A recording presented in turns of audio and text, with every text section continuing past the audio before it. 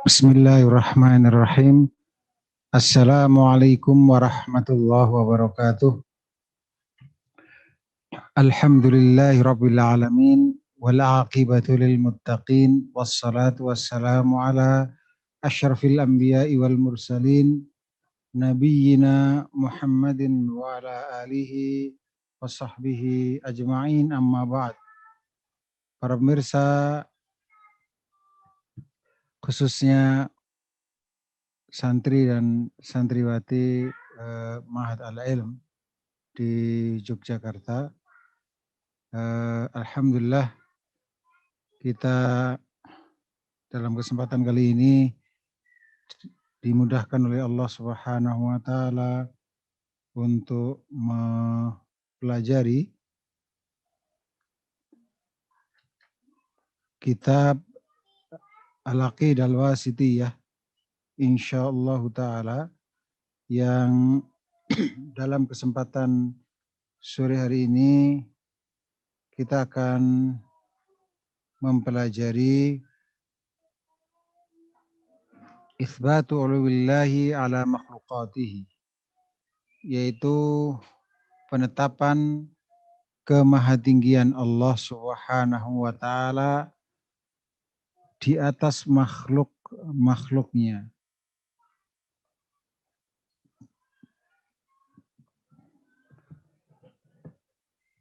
Perlu diketahui bahwa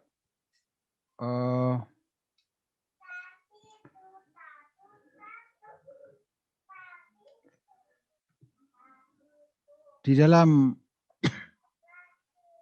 pelajaran yang telah lalu ini kita telah mempelajari sifat bahwa Allah ada di atas arsy-Nya. Ini kemahatinggian khusus. Sedangkan dalam kesempatan kali ini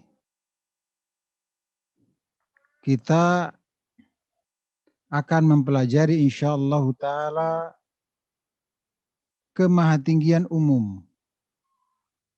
Kemahatinggian umum. Artinya umum mencakup seluruh, yaitu kemahatinggian Allah Ta'ala di atas seluruh makhluk-makhluknya. Adapun terkait dengan istiwa alal arsy, itu kemahatinggian khusus. Karena terkait dengan al-arsy, singgasana Allah Subhanahu wa taala. Oleh karena itu, para pemirsa rahimani wa rahimakumullah, dalam kesempatan kali ini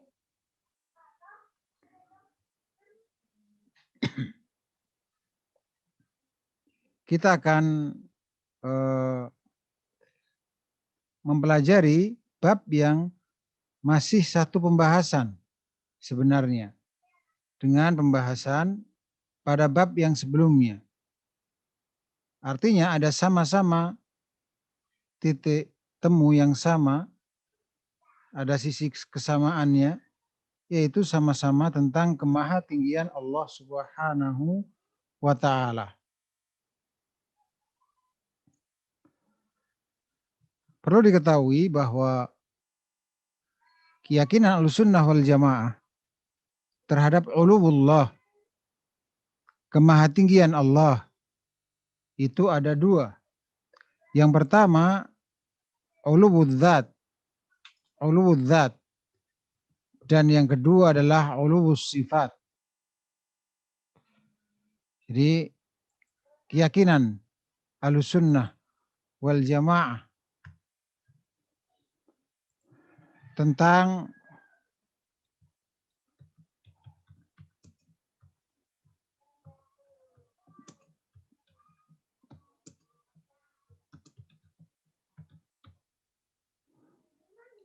Tentang apa? Yaitu tentang kemahatinggian Allah. Atau uluwullah.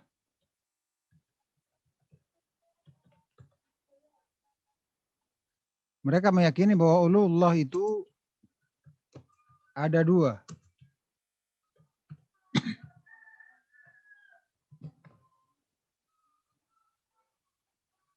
Yang pertama,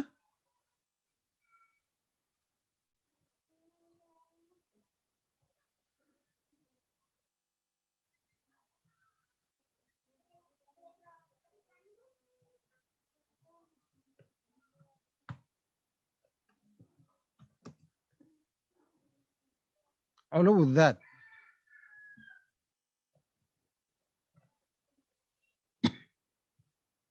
Yang pertama, uluwudzat. Kemahatinggian zat Allah Subhanahu wa ta'ala. Artinya Allah berada di atas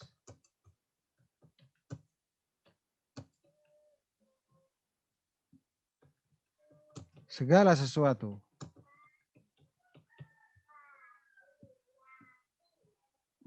Di atas semua makhluknya. Yang kedua,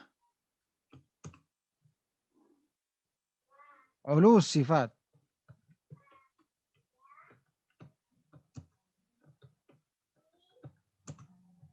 Apa maksud ulu sifat? Yaitu kemahatinggian sifat.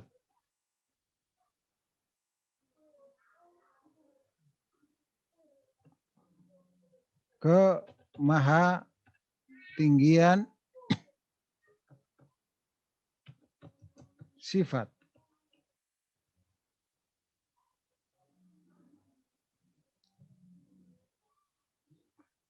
Maksudnya bahwa seluruh sifat Allah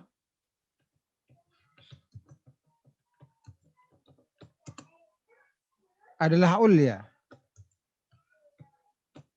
Apa maksud ulya? Yaitu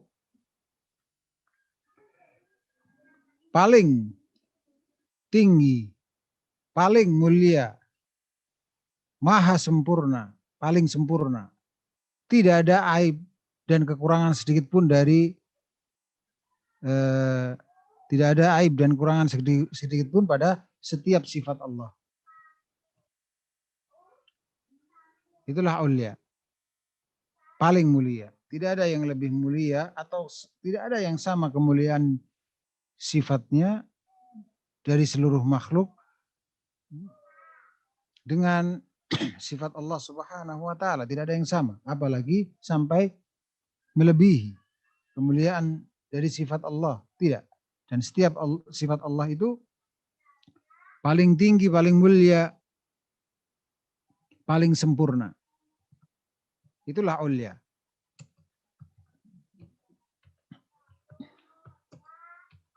Paling mulia atau paling sempurna.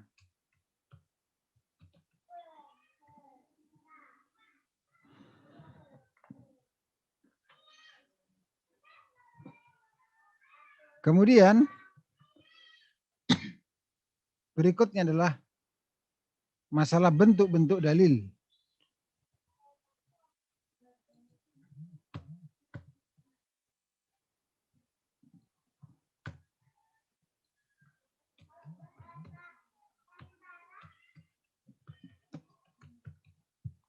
Bentuk-bentuk dalil tentang sifat al-ulu.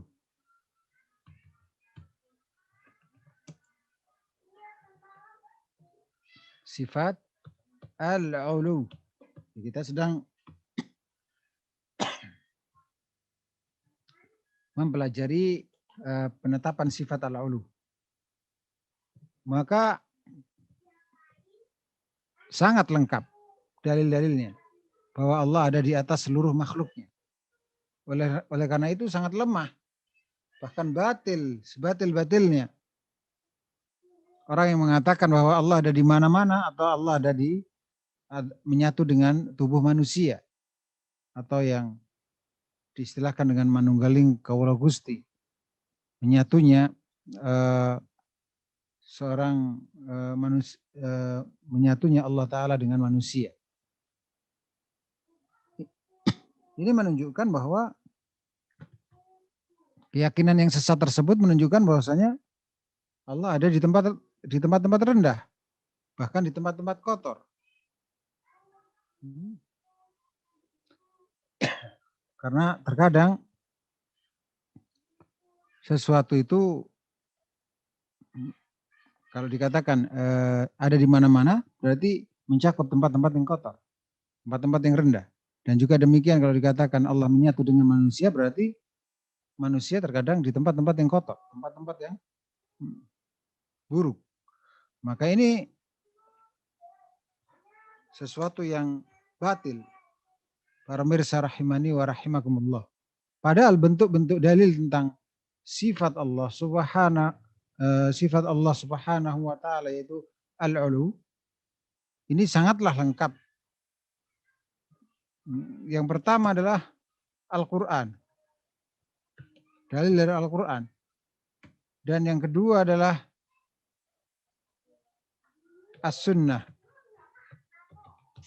Dan yang ketiga adalah Al-Ijma'. Dan yang keempat adalah akal sehat. Al-Aql. Dan yang kelima adalah yaitu fitrah.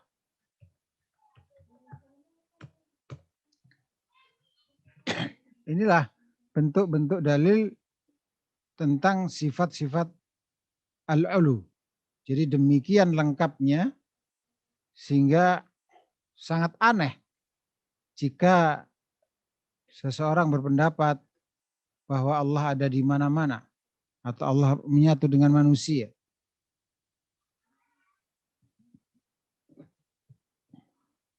Yang konsekuensinya dia tidak meyakini seluruh dalil-dalil ini, bahkan tidak meyakini akal sehatnya. Para pemirsa rahimani wa rahimakumullah. Sebagian ulama terkait dengan dalil dari Al-Quran tentang penetapan sifat al-ulu menyatakan bahwa di dalam Al-Quran terdapat 1000 dalil yang menunjukkan kemahatinggian Allah Ta'ala.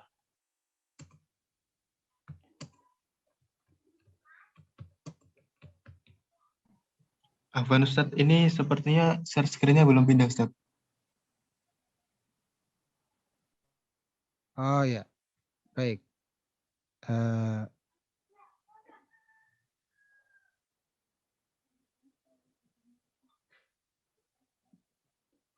Ya.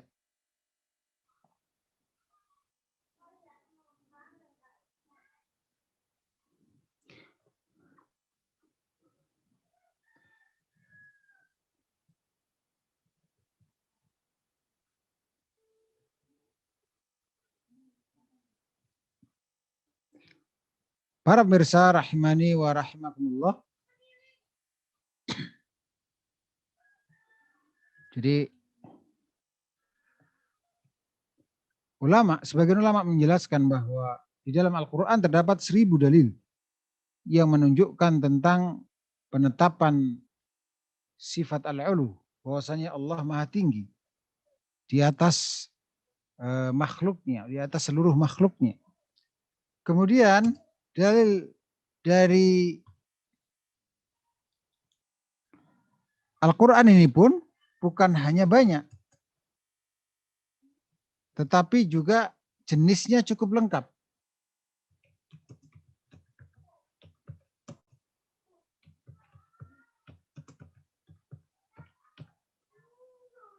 Jadi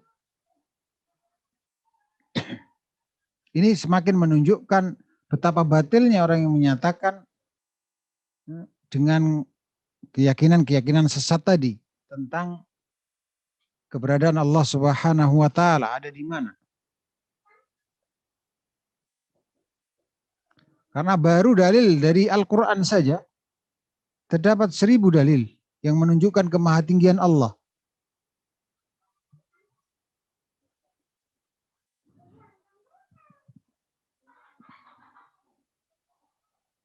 Dan jenisnya pun juga cukup lengkap.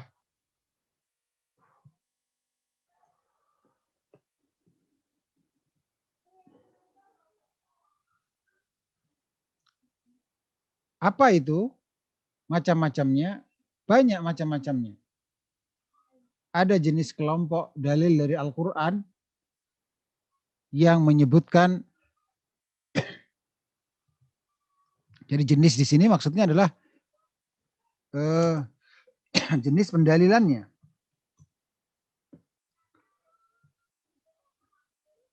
Terkadang ada sebagian dalil, saya ulangi, ada sebagian dalil yang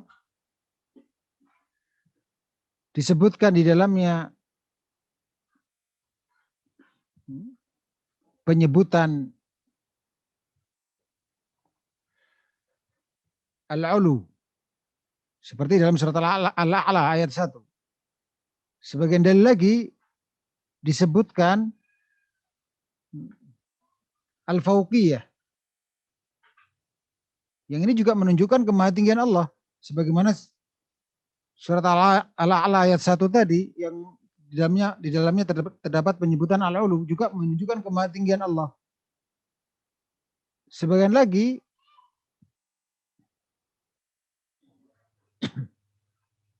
disebutkan yaitu kelompok, yaitu jenis ayat Al-Quran yang dalamnya disebutkan turunnya sesuatu dari Allah Ta'ala. Ini menunjukkan Allah Maha Tinggi. Seperti dalam surat Al-Hijr ayat 9. Dan sebagiannya disebutkan naiknya sesuatu kepada Allah Ta'ala. Ini menunjukkan Allah juga Maha Tinggi. Seperti dalam surat Fatir ayat 10. Dan sebagian ayat lagi di dalamnya terdapat penyebutan bahwa Allah Ta'ala di atas langit. Ini juga menunjukkan Allah Maha Tinggi. Seperti dalam surat Al-Mulk ayat 16.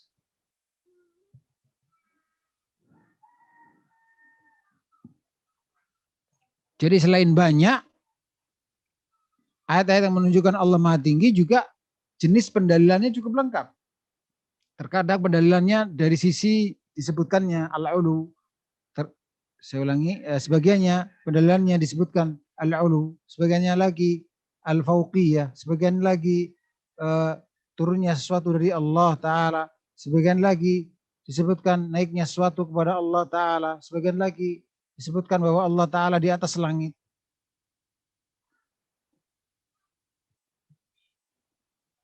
Jadi sangat salah sekali jika orang menyatakan atau meyakini bahwa Allah ada di mana-mana atau menyatu dengan diri manusia. Dalil as-sunnah juga demikian. Dalil as-sunnah selain banyak juga apa? Cukup lengkap. Karena dalil as-sunnah yang menunjukkan tentang sifat al-ulu, bahwa Allah Maha Tinggi di atas seluruh makhluknya, itu sebagiannya adalah qauliyah, ucapan, sabda Rasulullah Sallallahu Alaihi Wasallam.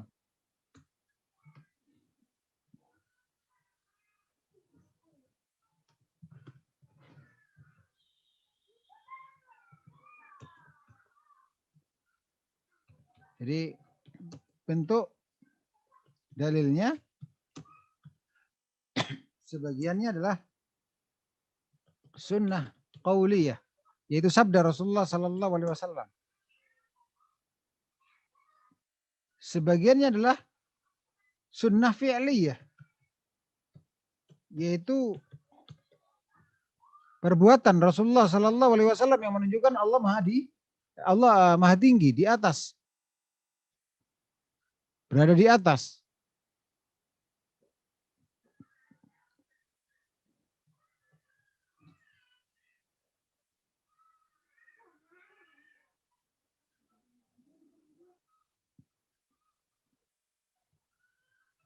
Sebagiannya adalah takririyah.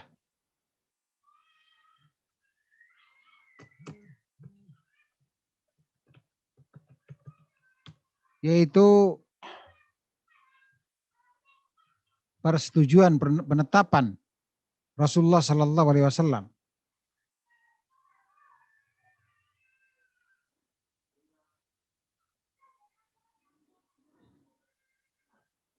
Yaitu ketika hadis seorang budak wanita ditanya, "Aina Allah?" di mana Allah?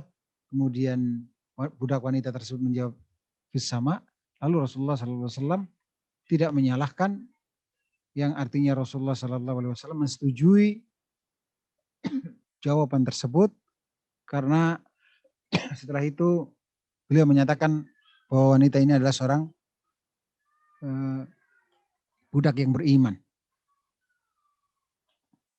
Artinya jawabannya itu adalah jawaban keimanan, jawaban yang benar bahwa Allah ada di atas langit. Inilah penetapan.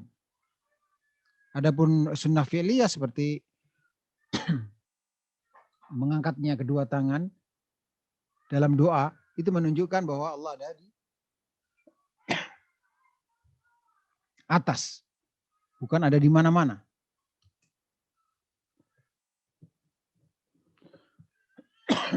Baik.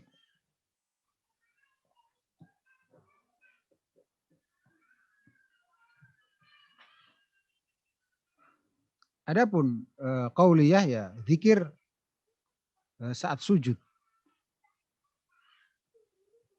Kemudian al-ijma'. Ulama menyatakan bahwa ijma'us salaf bahwa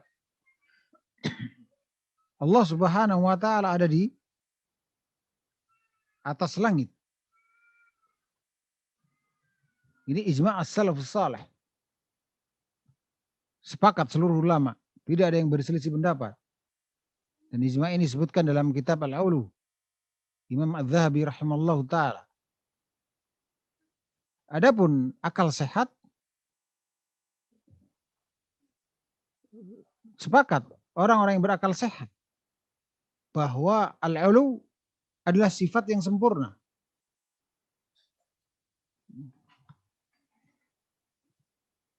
Al-ulu adalah sifat yang sempurna. Padahal secara kemungkinan akal sesuatu itu disifati dengan kalau bukan ulu, tinggi, ya rendah. Jelas tinggi sempurna, sifat sempurna, rendah sifat apa? Aib. Tidak sempurna. Maka bagaimana mungkin secara akal sehat Allah disifati dengan sifat rendah? Ada di tempat-tempat yang rendah. Ada di bawah. Maka secara akal sehat ini menolak.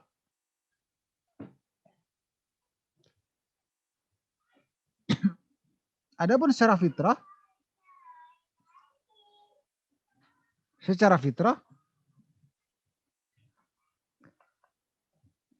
ulama menjelaskan bahwa coba perhatikan ketika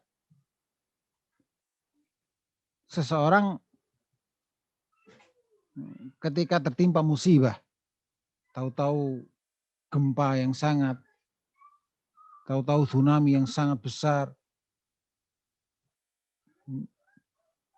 Lalu seorang berdoa, maka kemana arah hatinya? Apakah arah hatinya itu mengarah ke bawah, ke samping kanan, ke samping kiri? Bahkan refleks tangan seorang yang berdoa adalah mengangkat tangan ke atas.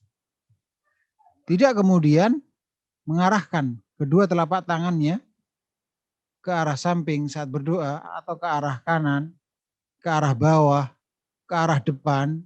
Tidak, tetapi refleksnya adalah ke atas. Itu menunjukkan arah hati seseorang juga ke atas, yang mana hati yang masih lurus fitrahnya Ini berarti mengakui bahwa Allah ada di atas.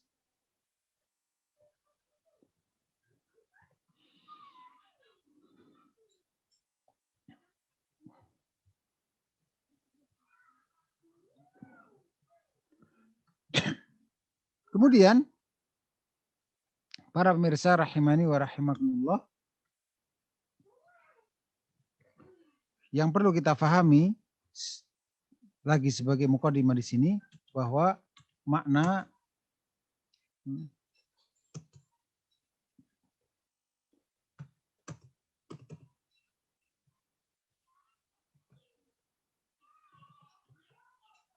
ya, makna fis sama. Karena nanti kita akan mendapatkan dalil yang seperti ini. Sehingga perlu adanya pendasaran tentang hal ini. Apa makna fis sama?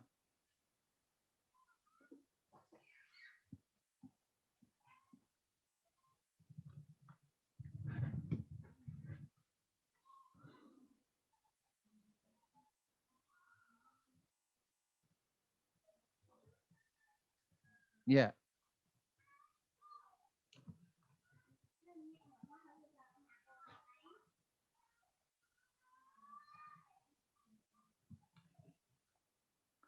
Ada dua bentuk memahami kata-kata fis sama dalam dalil. Yang pertama, ya, terdapat dua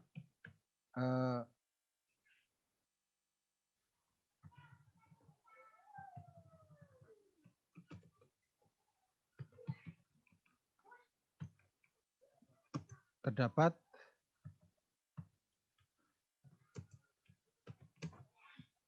dua tafsir.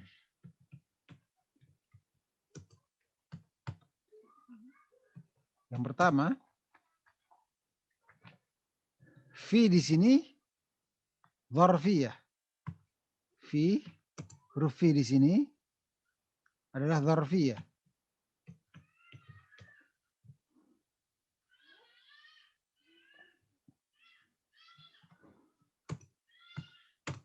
Dengan demikian, terjemahannya adalah di. Terjemahannya adalah di.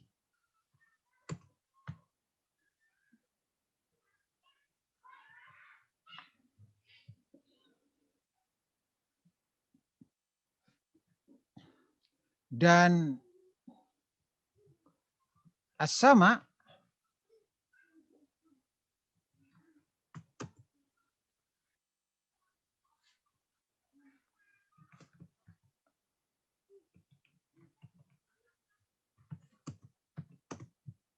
diartikan adalah al-ulu, yaitu atas.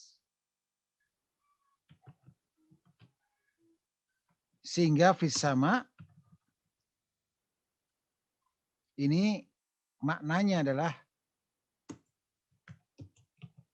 di atas. Karena terkadang kata as-sama ini maknanya adalah atas, bukan langit. Walaupun as-sama juga bisa bermakna langit.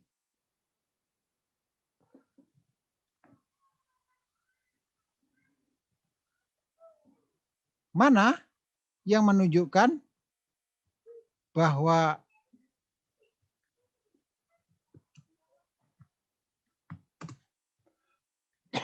terkadang kata as-sama atau sebagian makna as-sama adalah atas, bukan langit. Yaitu surat Ar-Ra'd ayat 17. Surat Ar-Ra'd ayat 17. Sedangkan yang kedua, fi dengan makna ala. Fi dengan makna ala, yaitu di atas.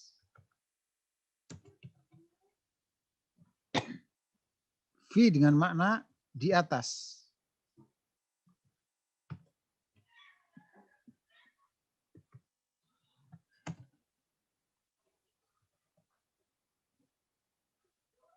Karena tidak setiap fi maknanya adalah di dalam. Ada fi maknanya di atas. Dalilnya mana? Surat Toha ayat 71.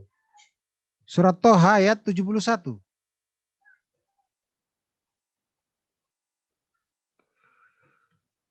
Ketika fi ditafsirkan di atas,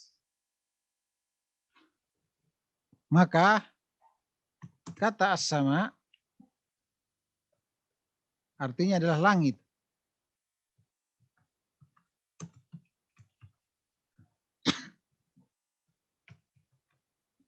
Dengan demikian, fis sama artinya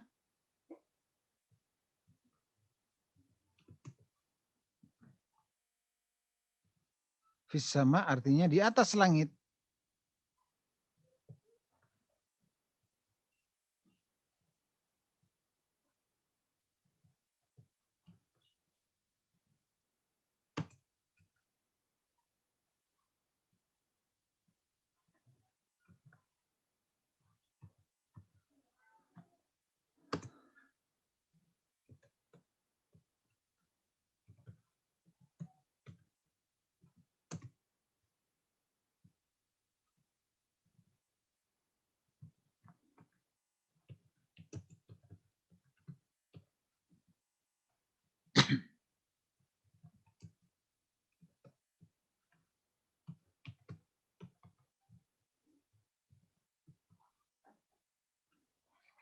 Iya.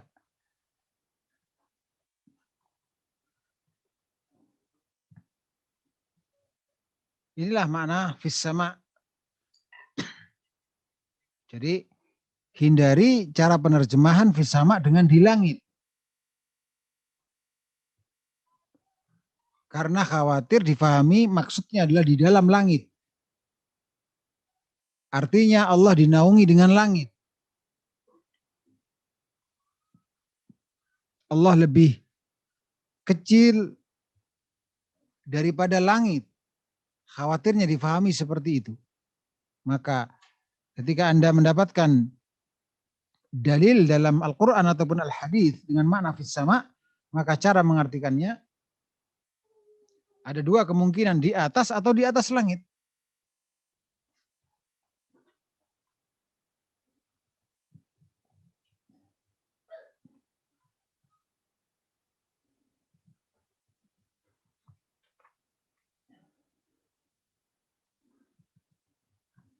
Ya. Para pemirsa rahimani wa rahimakumullah.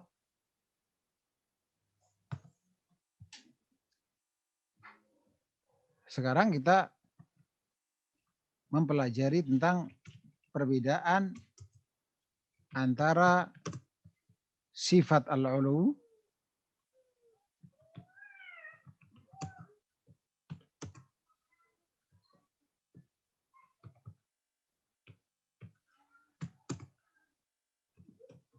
dan sifat al-istiwa alal arsh. Sifat al-istiwa alal arsh. Atau kita singkat saja al-istiwa.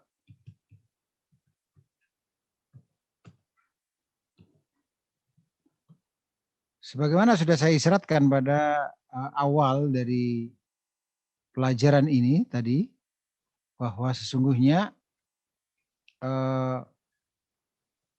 bab yang sebelumnya tentang al-istiwa dengan bab ini ada satu titik temu, ada kesamaan. Itu sama-sama mempelajari tentang kemahatinggian Allah Ta'ala. Hanya saja ada perbedaannya antara bab ini dengan bab yang sebelumnya. Apa perbedaan dua sifat tersebut? Di antaranya yang saya sampaikan tadi, bahwa yang pertama,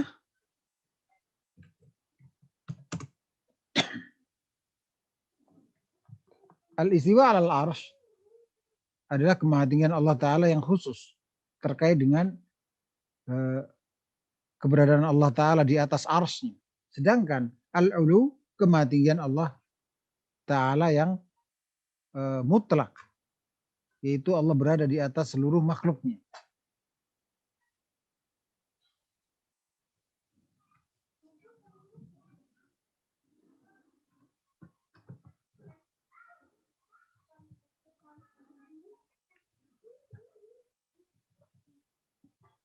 Itu yang sudah saya sampaikan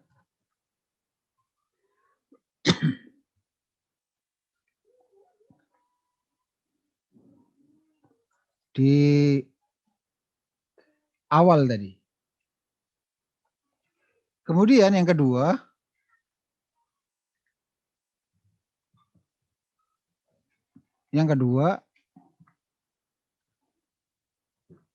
jadi kalau istiwa, kalau yang pertama dicatatkan,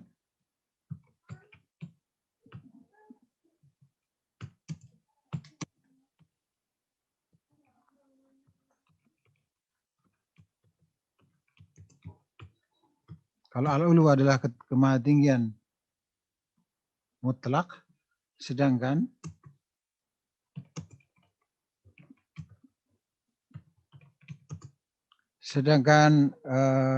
al-istiwa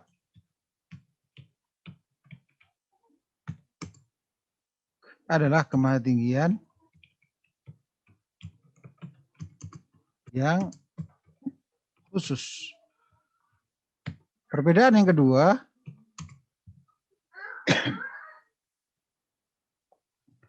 al-istiwa al-arsy adalah sifat fi'liyah. Jadi al-istiwa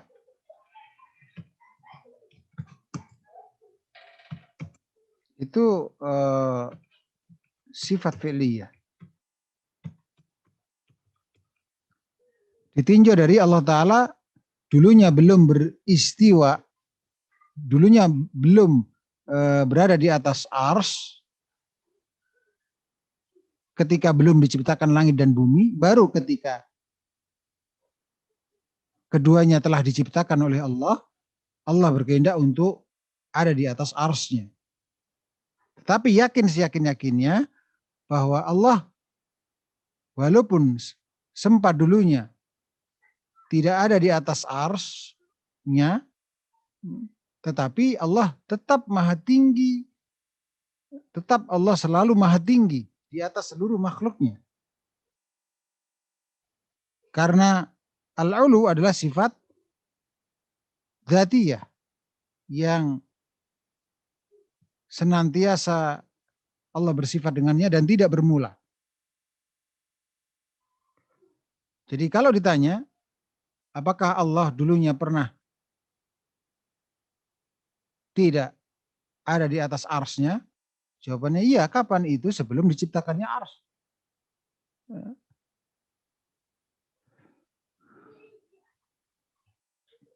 Ketika belum diciptakan, dan juga demikian ketika belum diciptakannya langit dan bumi.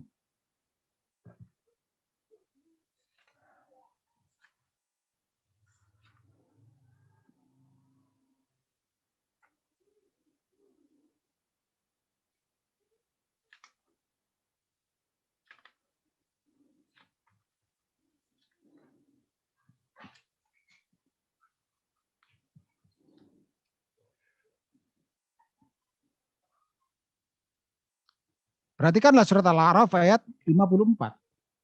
Inna rabbakumullahu alladzi khalaqas samawati wal arda fi sittati ayyam tsumma stawa 'alal 'arsy. Sesungguhnya Rabb kalian adalah Allah yang telah menciptakan langit-langit dan bumi dalam 6 hari. Kemudian, baru setelah Allah ciptakan langit dan bumi selama 6 hari, baru kemudian istawa 'alal 'arsy. Allah ada di atas arsy. Berarti al-istiwa adalah sifat fi'liyah. Kapan Allah menghendaki, Allah lakukan. Tapi ketika Allah belum menghendaki, Allah belum lakukan. Tetapi yakin-yakinnya, baik saat Allah belum istiwa al-arsy dengan Allah sudah istiwa al-arsy, itu semuanya tetap Allah disifati dengan al-ulu, yaitu maha tinggi. Karena al-ulu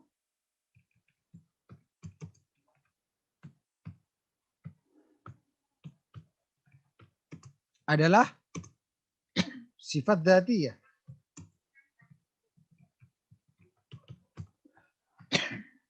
Ya, Allah bersifat, senantiasa bersifat dengan sifat maha tinggi dan tidak bermula.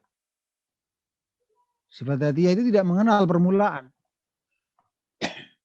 Tidak boleh kita katakan dulu sempat Allah tidak di atas. Artinya dulu sempat Allah di bawah. Tidak boleh kita katakan seperti itu.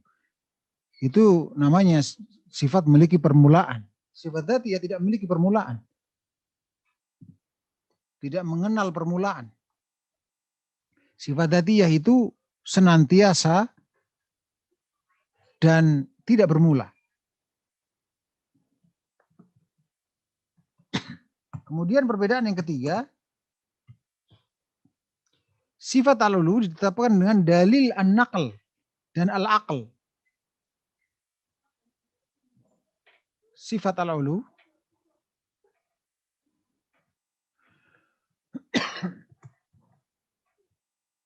itu ditetapkan dengan dalil an-naql dan al-aql.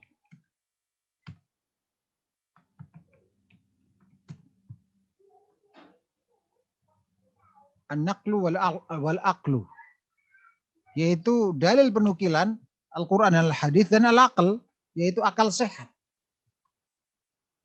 An-naqlu adalah dalil penukilan, sekedar menukil, yaitu Al-Quran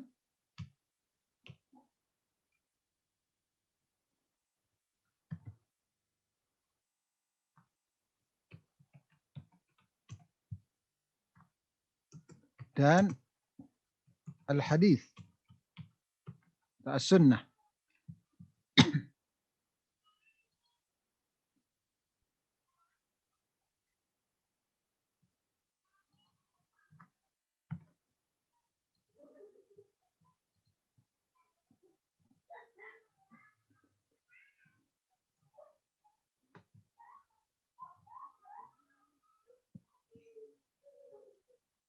Sedangkan al-istiwa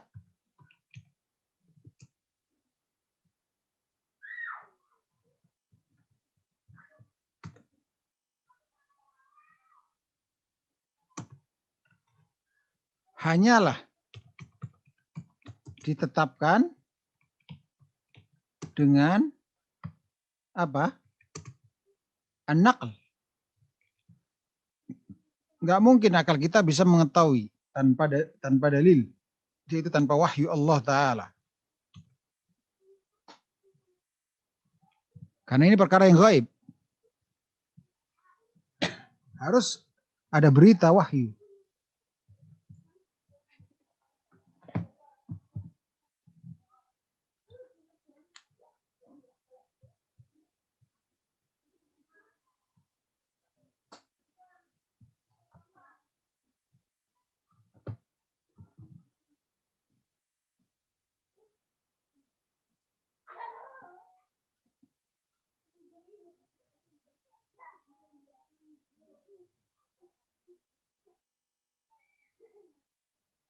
Ya, kalau sudah kita mengetahui pendasaran seperti ini, mari kita lihat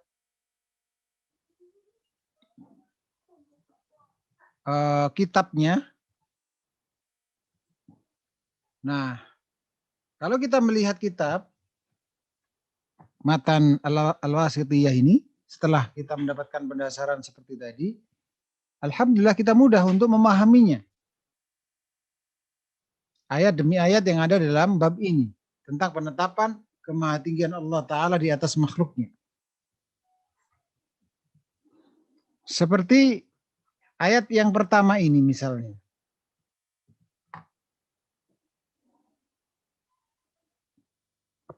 Pada ayat yang pertama, ini menunjukkan jenis pendalilan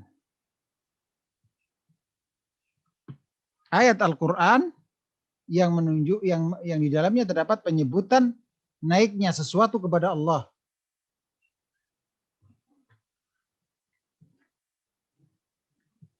Karena dalam ayat ini terdapat pengangkatan Nabi Isa alaihissalam kepada Allah. Berarti Allah maha tinggi, Allah di atas. Jenis pendalilannya seperti itu. Yaitu penyebutan tentang naiknya sesuatu kepada Allah. Adapun dalil yang kedua juga demikian. Pengangkatan Nabi Isa alaihissalam kepada Allah. Berarti Allah ada di atas. Dalil yang ketiga juga demikian.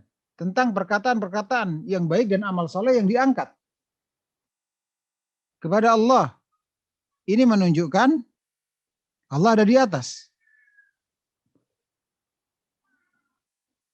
Dan dalil yang selanjutnya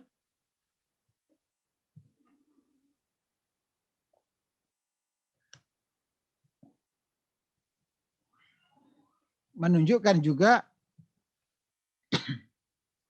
Allah ada di atas.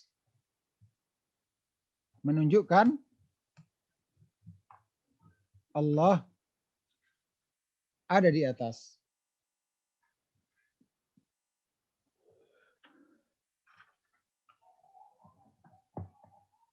Mengapa demikian?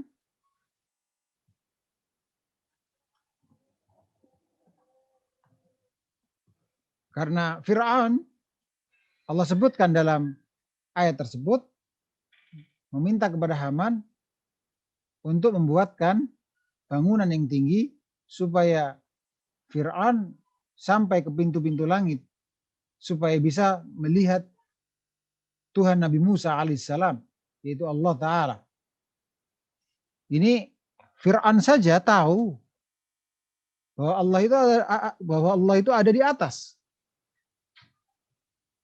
Jangan sampai seorang muslim yang bergelar dengan gelar pendidikan yang tinggi lalu mengatakan Allah ada di mana-mana. Kalah dengan pemahaman Fir'aun. Fir'aun aja tahu Allah itu ada di atas. Sehingga minta kepada Haman untuk dibuatkan bangunan yang tinggi supaya bisa sampai pada pintu-pintu langit untuk bisa melihat Allah Subhanahu wa Ta'ala. Kemudian dalil yang terakhir, dua ayat yang terakhir ini ada penyebutan man fis sama.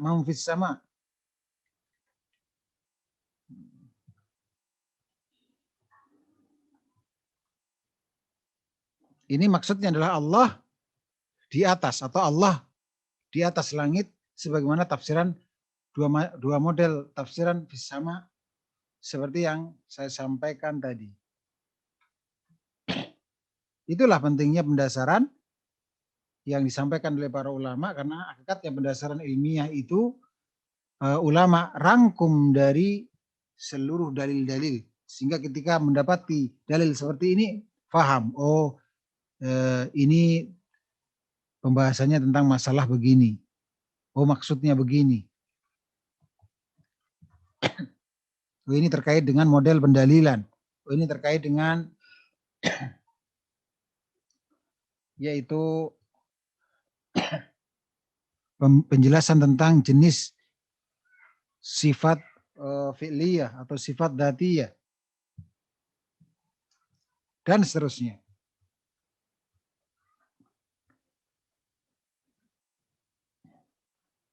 Baik. Adapun penjelasan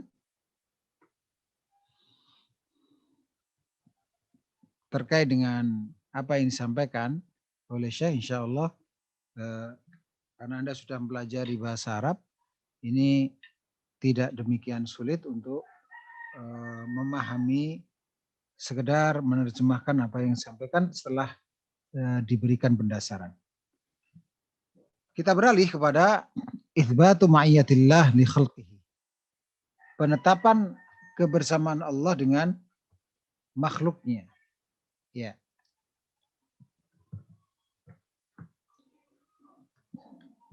Kita beralih kepada pendasaran terlebih dahulu.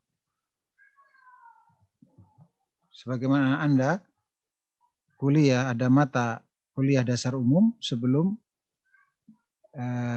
mata kuliah dasar khusus penjurusan, maka demikian pula di setiap disiplin ilmu hakikatnya ada tentang hal itu, termasuk ilmu-ilmu syar'i.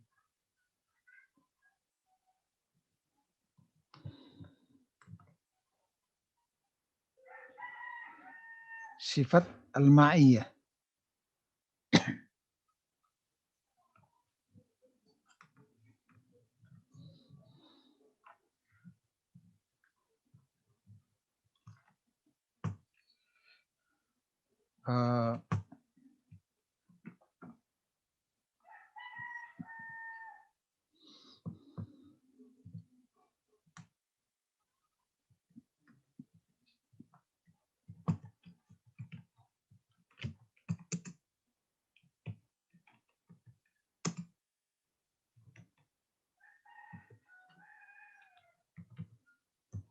Penetapan sifat al-ma'iyah. Apa arti sifat al-ma'iyah di sini? Artinya adalah yaitu kebersamaan Allah dengan makhluknya. Tentu kebersamaan di sini maksudnya adalah kebersamaan yang sesuai dengan keagungannya. Tidak sama dengan kebersamaan makhluk dengan makhluk yang lain.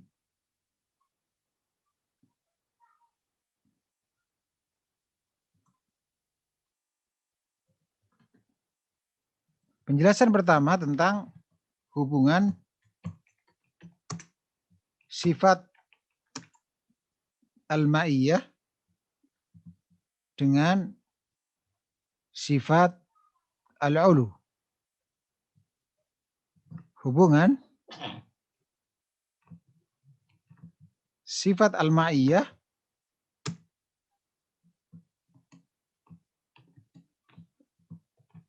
dengan sifat al-ulu.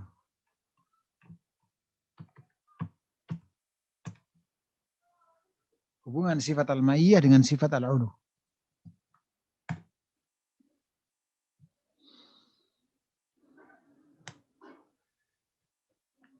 Apa rahasia ilmiahnya?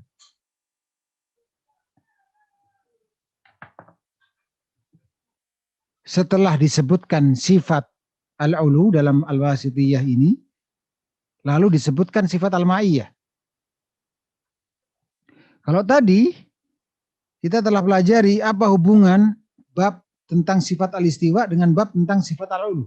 Oh, ada kesamaan. Dari sisi apa? Dari sisi sama-sama menunjukkan kemahatinggian Allah Ta'ala. Hanya saja kalau al-istiwa itu kemahatinggian khusus, kalau al-ulu kemahatinggian mutlak. Sambil saya tambahkan faedah satu lagi bahwa setiap dalil tentang al-istiwa alal arsh pasti dalil tentang al-ulu. Ini kaidah ini ditambahkan mumpung ingat.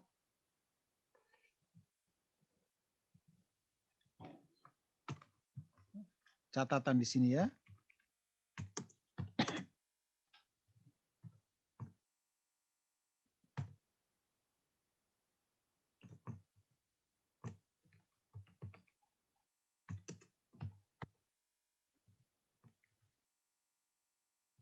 Setiap dalil al-istiwa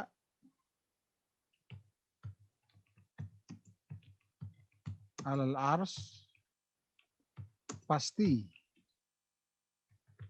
dalil al-ulu.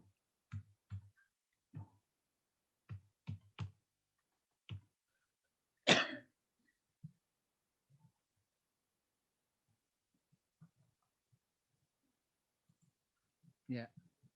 Kalau kita sudah tahu hubungan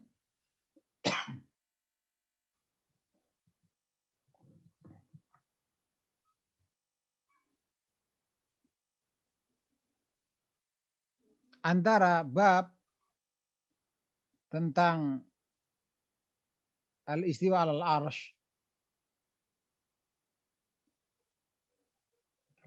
dengan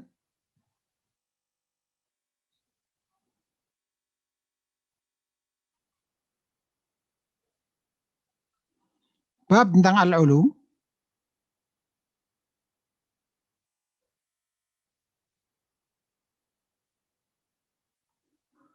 maka apa rahasia ilmiahnya setelah disebutkan bab tentang al-ulum, lalu disebutkan bab al-ma'iyah?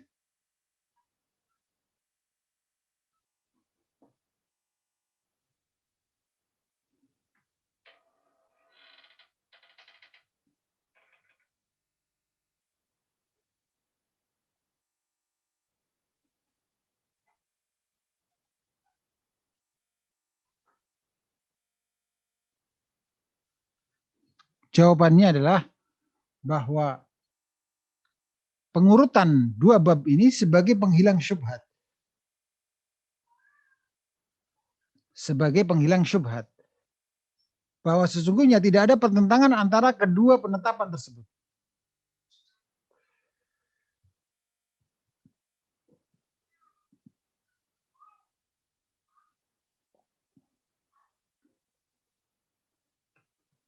Bahwa Allah ditetapkan bersama dengan makhluknya, Allah juga ditetapkan, saya ulangi, Allah kita katakan bersama dengan makhluknya, sebagaimana kita katakan pula bahwa Allah ada di atas seluruh makhluknya. Tidak ada pertentangan sedikit pun antara keduanya.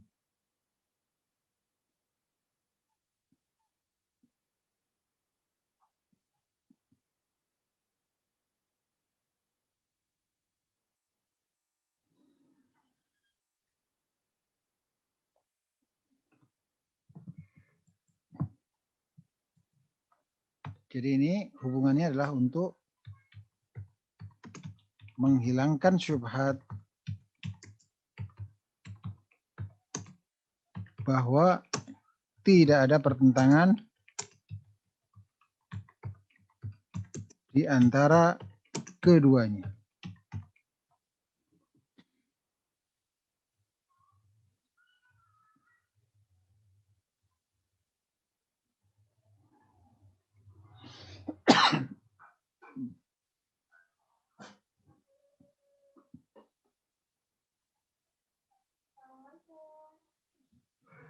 Mengapa tidak ada pertentangan di antara keduanya?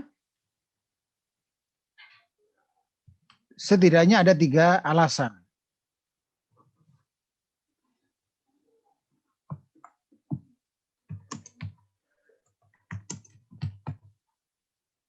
Yang pertama, sama-sama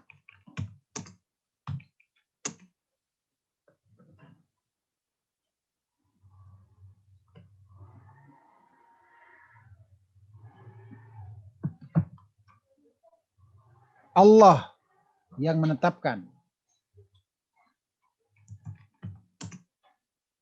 Allah sendiri yang menetapkan dalam wahyunya.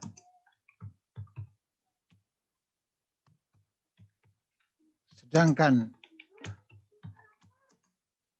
tidak mungkin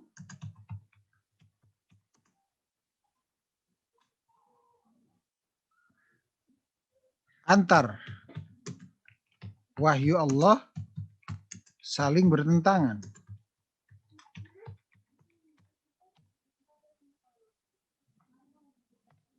Yang kedua,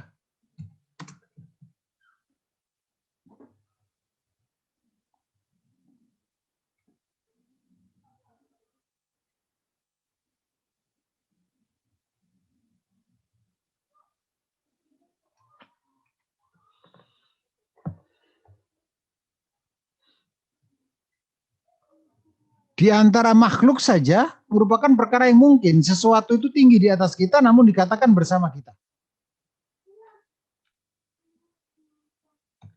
Pada makhluk saja mungkin dikatakan sesuatu bersama kita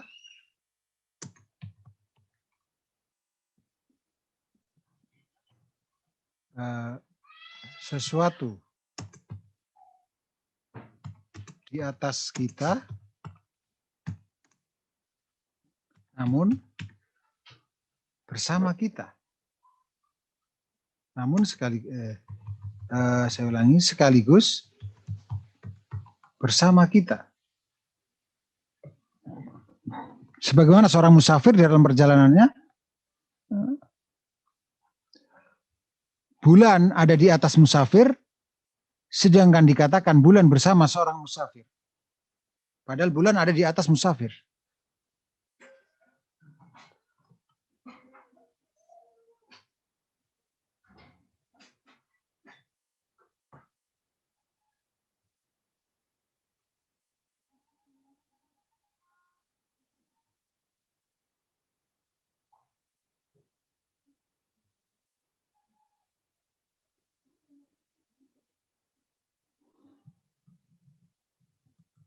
Kemudian yang ketiga, nah apalagi kalau pada makhluk saja mungkin dikatakan seperti itu, apalagi terkait dengan Allah Azza wa Jalla. Kemudian yang ketiga, taruhlah seandainya hal itu tidak bisa terjadi pada makhluk, maka bukan hal mustahil jika dua sifat itu ada pada Allah Ta'ala. Mengapa? Karena Allah Ta'ala telah berfirman, laisa kamitslihi syai'. Allah tidak sama dengan sesuatu apapun.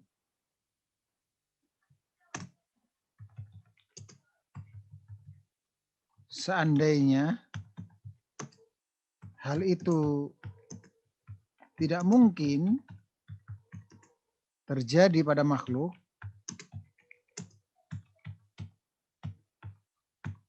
maka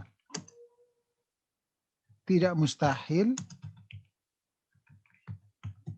hal itu ada.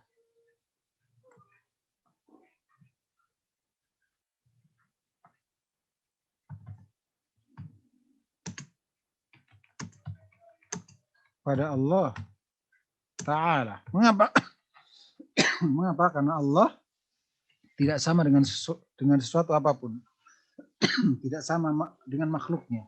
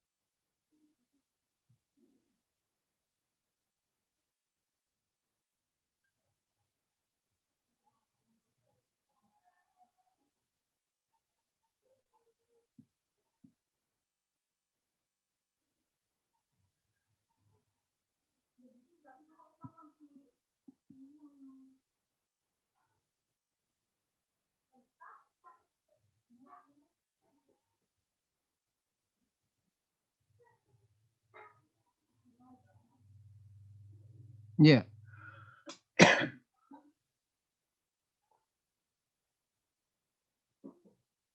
Akhwani fillah rahimani wa rahimakumullah wa akhwati fillah.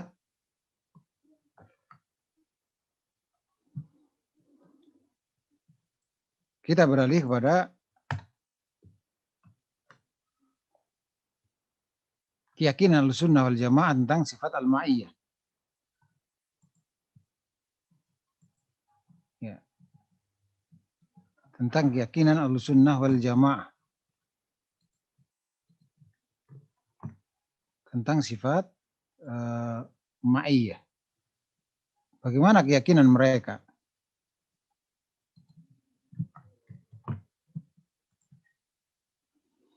Ahlussunnah wal Jamaah meyakini bahwa sifat al-ma'iyah adalah hakikiyah. Sifat yang hakiki, yaitu sifat Allah yang sebenarnya. Jadi Allah Ta'ala benar-benar bersama dengan makhluknya, dengan kebersamaan yang sesuai dengan keagungannya, tidak sama dengan kebersamaan makhluk yang satu dengan yang lainnya. Tapi kebersamaan yang sebenarnya, cuman sesuai dengan keagungannya. Sebagaimana kebersamaan makhluk sesuai dengan kemakhlukannya. Maka kita tidak boleh menolak penetapan kebersamaan Allah dengan makhluknya, dan tidak boleh menyamakan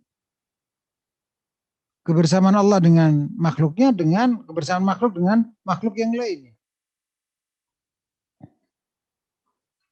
Oleh karena itu, batillah pendapat ahlul hulul yang menyatakan Allah bersama dengan kita di tempat di mana-mana kita berada. Karena bukan itu maksud kebersamaan Allah dengan makhluknya. Karena kebersamaan Allah dengan makhluknya itu sesuai dengan keagungannya.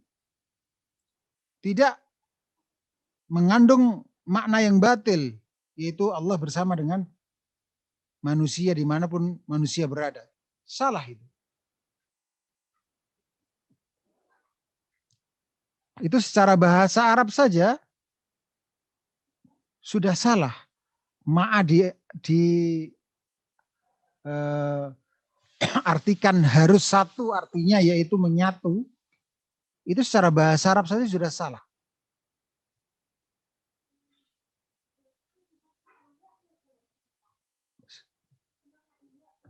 Mengapa demikian? Karena mana ma'a secara bahasa Arab itu tidak hanya satu. Insya Allah setelah ini akan saya jelaskan. Kita tuliskan terlebih dahulu keyakinan Ahlussunnah wal Jamaah bahwa mereka Ahlussunnah wal Jamaah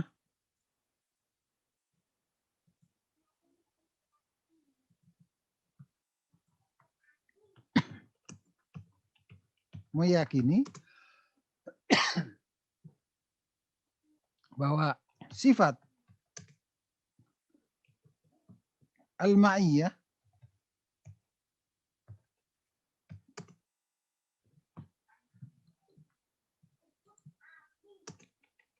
adalah sifat yang hakiki.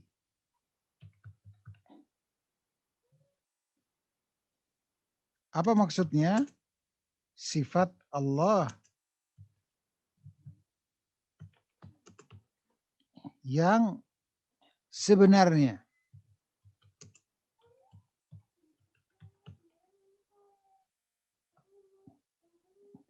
Namun sesuai dengan keagungannya.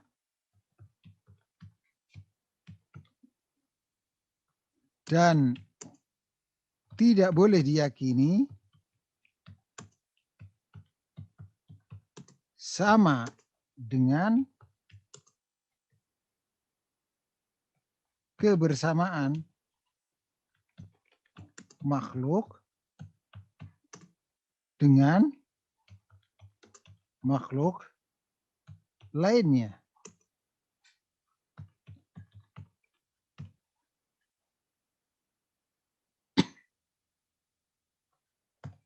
Sehingga tidak boleh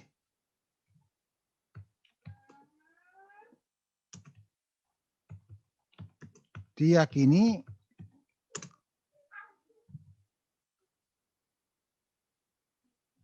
atau sehingga batil, sesatlah ahlul hulul yang menyatakan apa?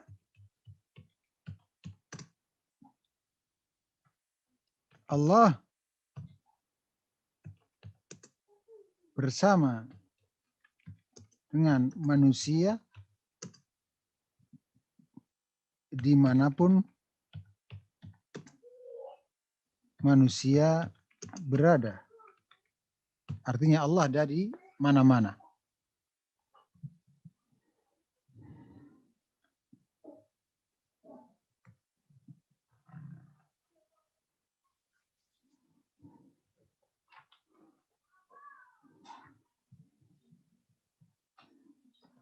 Ya.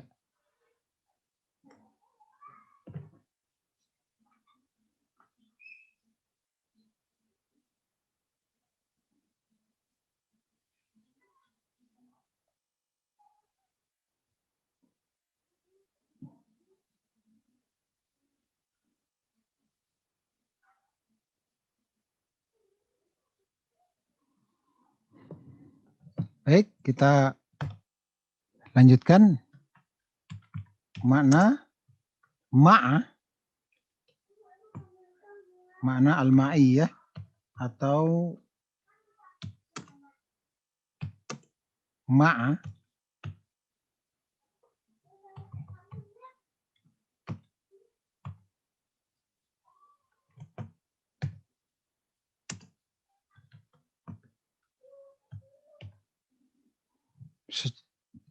Secara bahasa.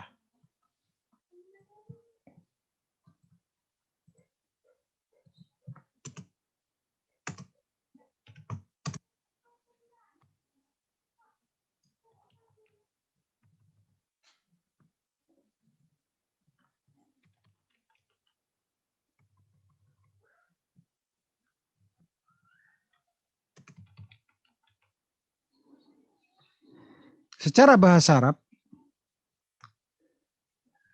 makna ma'a adalah menunjukkan makna kebersamaan begitu saja tanpa ada keharusan makna dekat, tanpa harus tanpa ada keharusan makna bersebelahan, menyatu, bercampur zatnya atau bercampur tempatnya. Ma'a ya bersama begitu saja. Itu secara bahasa Arab. Pada asalnya begitu. Dengan demikian, al-ma'iyah atau ma'a itu maknanya luas. Tidak harus satu bentuk saja. Bisa berkonsekuensi adanya percampuran zat atau percampuran tempat, bisa pula tidak demikian. Bisa menunjukkan percampuran zat, bisa tidak. Bisa menunjukkan percampuran tempat, bisa tidak. Itu ma'a. Secara bahasa Arab pada asalnya seperti itu, luas maknanya. Pokoknya menunjukkan bersama begitu saja. Tanpa ada keharusan harus dekat, harus bersebelahan, harus menyatu, harus bercampurnya zat, harus bercampurnya tempat. Tidak demikian.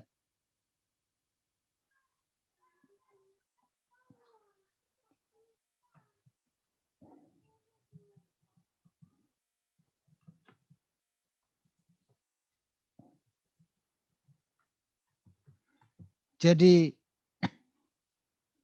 pada asalnya hanyalah menunjukkan makna bersama begitu saja.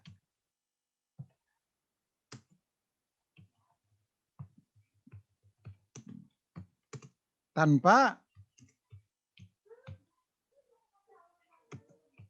ada keharusan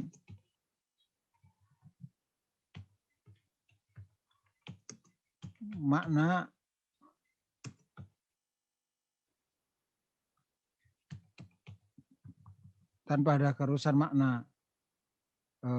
dekat atau kemudian bersebelahan atau kemudian menyatu.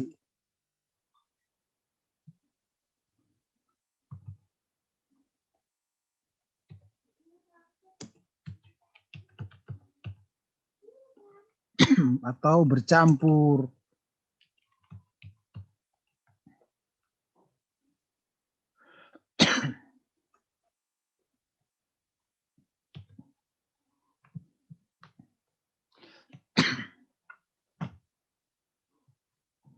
Memang maknanya luas, tapi tidak harus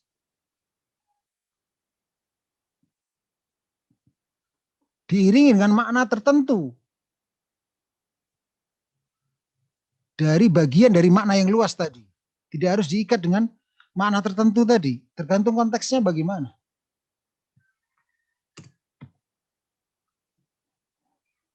Jadi bersama itu, ma'a itu maksudnya, maknanya luas.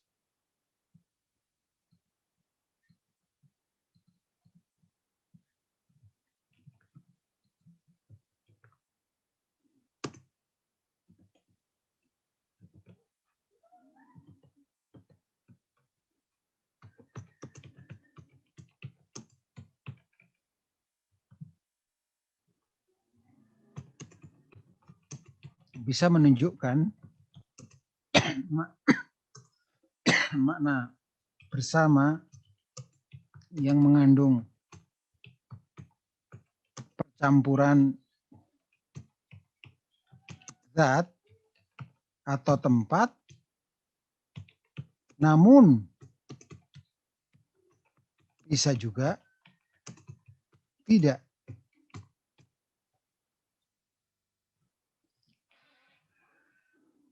Lalu apa maknanya secara bahasa? Yang makna yang luas itu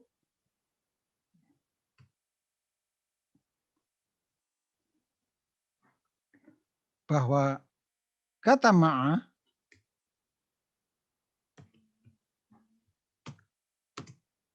itu mengandung 4 makna.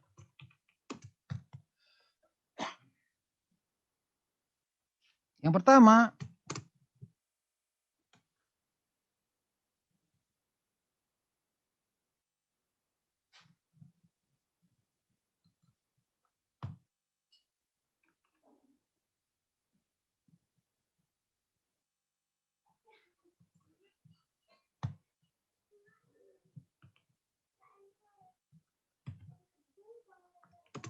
ya, karena waktu sudah mepet, saya percepat. Yang pertama menunjukkan kebersamaan maknawi.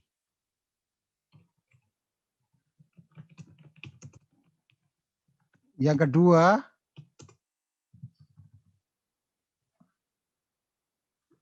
mengandung makna bersama dengan percampuran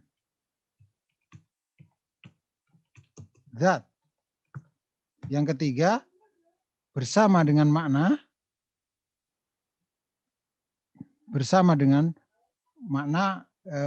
kedekatan. Bersama dengan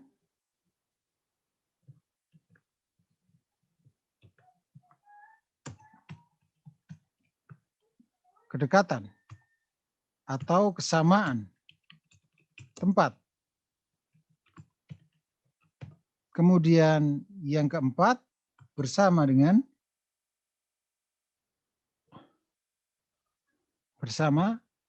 tanpa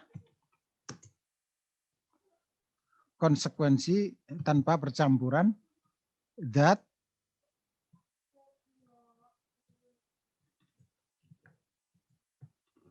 dan tanpa kedekatan ataupun kesamaan tempat. Ya, jadi luas maknanya. Nah, insya Allah pada pertemuan yang akan datang kita akan pelajari tentang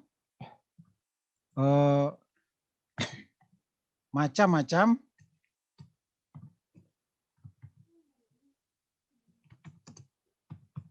kebersamaan Allah Subhanahu wa taala. Macam-macam ma'iyatullah.